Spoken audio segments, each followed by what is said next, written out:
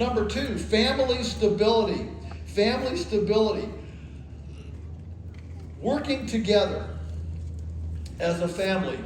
You know, psychologists tell us that you don't create intimate relationships until you go through crisis together. It is hardship that creates relationship, and that is why the military soldiers that come, they develop lifelong friendships. Nobody has almost as deep a friendship as soldiers who've been through, battle together. Why? Because it's hardship, and hardship creates relationship.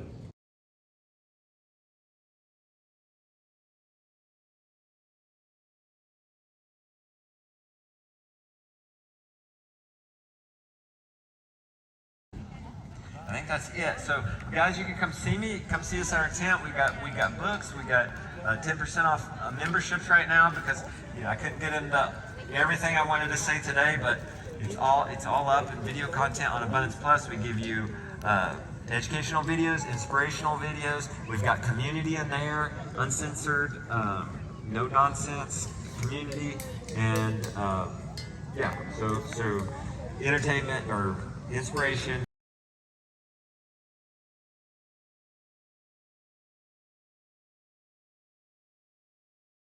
Everybody did. And when the pandemic hit, I downloaded the TikTok app. And at that time it was just some fun app for a bunch of kids, and they were on there dancing and stuff. And I had a little bit of a following, and I was just there as a user. One of my friends said to me, "What are you doing today?" And I said, "Oh, I'm canning up some apple juice." And he said, "What do you mean you're canning apple juice? Like, what does that even mean?" So I explained it to him, and he said, "It would be so cool if you made a video showing people how to can apple juice." So I made this little short video. It was like 20 seconds long. It was very short. And that video went viral. In a couple of hours, it had millions and millions of views. And I had tons of followers. And he says to me, "Why don't you go live and show people how to do that while you're doing it?" And I thought, nobody's gonna come to this, nobody's gonna wanna see this, right? I had like over 15,000 people instantly watching me on a live TV screen. You wanna talk about overwhelming, super overwhelming. So what I found on this app was a community and a generation that is wanting to get back to the basics, wanting to learn the old school way of doing things, and really just wanting to get back to the roots of having some food security and having some food independence. And so this little dancing app for teenagers kind of caused our worlds to collide, if you would. And it was an amazing experience, and I've had such a great following of supporters that need help, that want help, and it's just been a wonderful thing. So here in that picture is my, what I call cantry. So it's one of our pantries, but it's a cantry. And that is some of our canned goods, and we can around 2,000 to 3,000 jars per year. We store. How can I help you gain food security? How can I help you get the food on your shelves? If I'm not doing that, my channel goes away tomorrow. I'm not interested in the following, I'm interested in changing situations for people. So in these classes that I teach, these are the most common mistakes I see for new canners. So if you're experienced, you may shake your head yes, and you may be like, "Oh, I'm way past that." That's okay. Number one, don't wing your recipe.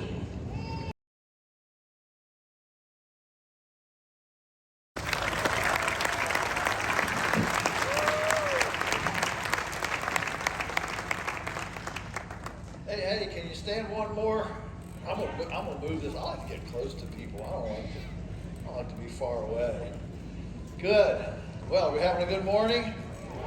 Yeah, it's a good morning. Okay, I'll watch off here so I can watch what I'm doing. I'm gonna compress an hour in about 25 minutes here. So Listen fast because it's going to come fast. So I'm supposed to do a talk here this morning on the why. I call it Homesteading Tsunami. You know, we're in a homesteading tsunami. If you don't believe it, just go to Tennessee where everybody else is going. Yeah, we're in a homestead tsunami. Today's hottest trend. Here are 10 reasons why we're in a homestead tsunami. The first one is food security. We've heard about all morning. I won't belabor the point, but food security. We're concerned about, production costs, fertilizer. In fact, when I go home, I'll be going home tonight, Sunday morning at daybreak. Del Bigtree from Highwire will be there with his film crew, and they're going to feature us on Highwire. And then the next day, Michael Knowles from Daily Wire and their crew is going to be there from Daily Wire. I said, can't you send Ben Shapiro or Candace Owens or Jordan Peterson, No, it's going to be Michael Knowles. But anyway, what's driving this suddenly is, like Del Bigtree, all of his farmer friends, they're all, fertilizer, we can't buy any fertilizer, they're all starved to death, the Russians won't see, blah, blah, blah. And I'm the only farmer that he knows is saying, who cares? We don't buy any Russian stuff. And it doesn't matter to us. And it's so intrigued him, he said, well, can we come and, get this? It's a different story. So fertilizer costs, centralization. If you're keeping up with the airplanes and the fires that are destroying the processing facilities. We had 10 of them in the last 24 months. Crazy stuff. Processing, centralization, the whole human resource fragility. What's happened here in the last, since COVID, is that the biggest players, which have always been efficient, are suddenly showing up to be fragile. I co-own a small little federal inspected slaughterhouse. We got 23 employees. We didn't miss any days of work. I don't sit here and lie awake at night wondering who's going to turn me into OSHA or Equal Employment Commission or the CDC or somebody for violating some quarantine procedure, that sort of thing. But the bigger the company, you got 1,000, 5,000 employees, you lie awake at night wondering who's conniving to, they didn't do the right quarantine thing. They brought me back a day before my quarantine. All this, and what it has done, catastrophes don't make trends. They just show up where a trend is already going. And so we've been living with just-in-time inventory and centralization, and now the new phrase is not just-in-time inventory, it's just-in-case inventory, which of course exacerbates the inventory problem because everybody's trying to, get more inventory. And I'm trying to get 3 books reprinted right now. They can't get paper. They can't. For years and years, we could always get a book reprinted in 30 days. Now it takes 90 days. Why? Because there's no paper. All the fiber industry has gone into cardboard with contactless retail. So Amazon has sucked up all the fiber in the country, and there's no paper. It's all going into cardboard. All those little little baggies that used to come out of Walmart, Kroger's, and all that stuff years and years ago is now coming in a box on your front doorstep. And that has so hiccuped the fiber industry that there's no paper, the process, distribution, supply chains. We're all seeing that. Inventories, people can't keep up their inventory. We just had to replace an engine in one of our GMC box trucks that we deliver in. And, that would have been a 30-day job up until this year. And it was a 6-month job. Why? Because it couldn't get a part. Part was stuck in some ship somewhere in some Chinese harbor. So, so this whole idea of stability in food is definitely driving the homesteading community, and we're trying to get a handle on our own production, our own processing, our own distribution, our own inventory, making our own larder and having proximate food. Number two, family stability. Family stability. Working together as a family. You know, psychologists tell us that you don't create intimate relationships until you go through crisis together.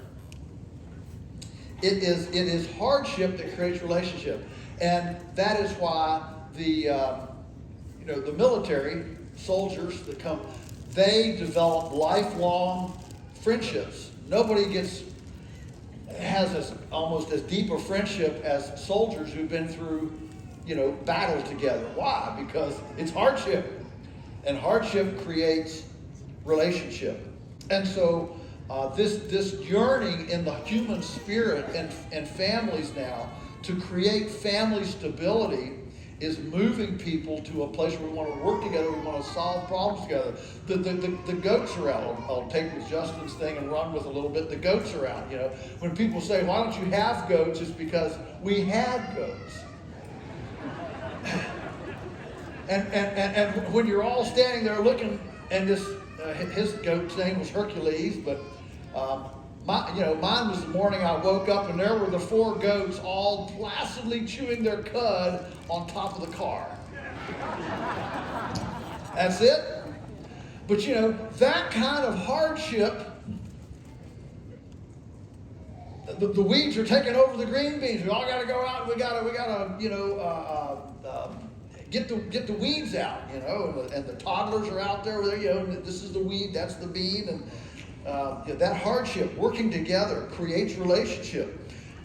Self-actualization, affirming individual self-worth. We desperately have young people who need to know who they are. Well, how do you know who you are? Who you are comes from going out there on a cold day and breaking the ice out of the water for the chickens or the sheep, right? It comes from getting that last bale of hay in the barn. It comes from shoveling the manure, whatever it is. We don't have I think that today we've actually abused our children by denying them the opportunity to find out who they are, because they can't do jobs anymore. Of young people not being actively engaged in self-actualizing, tactile, practical, functional living. We don't let them engage with adult experience. We don't let them make decisions. And so, life is just a lark on the screen. Number 3, another reason for homesteading, the tsunami today, is childhood development. And this is a little bit beyond the family stability idea. It's just developing a child with chores. I talked about this a little bit yesterday, with responsibility, dependability, resourcefulness, and a can-do spirit. We run a very formal apprenticeship and stewardship program at the farm. We have these young people that come every year to learn, and one of our single biggest vetting issues is, are you creative? So you put some just have some blocks on the table there where you're doing the interview, and you say, oh yeah, I gotta go out and talk to somebody for a minute. So you step out the room. This is a contrived thing, and you're out for 2 minutes. You come back, and if that person's just sitting there at the table and those blocks are just sitting there, we don't want that person. Who can sit there with a bunch of blocks on a table for 2 minutes, nobody's around, and they can't at least play with them a little bit? Okay? Creativity, can-do spirit, get involved. Muscles. Do you realize that right now, 80% of American young people that are, how am I going to say this? 80% of American young people who are eligible for the military can't pass the physical. 80%. I'm not encouraging everybody to go into the military, okay? But what does that say about a culture, about a nation, when 80% of our young people can't pass the physical to even try? Learning how to use our muscles, learning what our bodies can do. We get this on little, making square bales. Man, the whole idea of using your body to, you get that bale and you bump it on your knee and you put it up. Those are made bales. You can do this in a way that you use your body, that you can run all day. I'll look back there, and I've graduated to driving a tractor these days.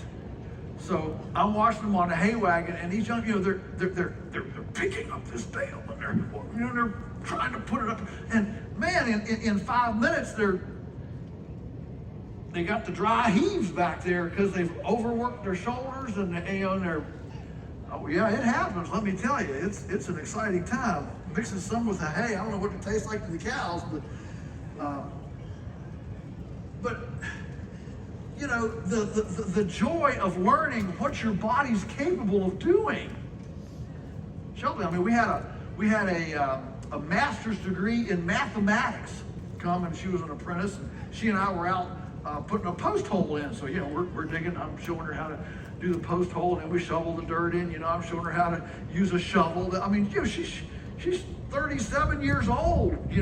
Had a 6-figure income, but she got burned out fighting the expressway to get to the Dilbert cubicle at the end of the expressway to push money, fantasy numbers into cyberspace. There are people that don't enjoy that all their life. And she decided to do something different. So she came to us, and we got done with putting this post hole in, setting this post. She just looked at me, she says, man, I had no idea there was so much involved in putting it in a post. But she learned how to run a shovel. She got a true PhD, post hole digger degree.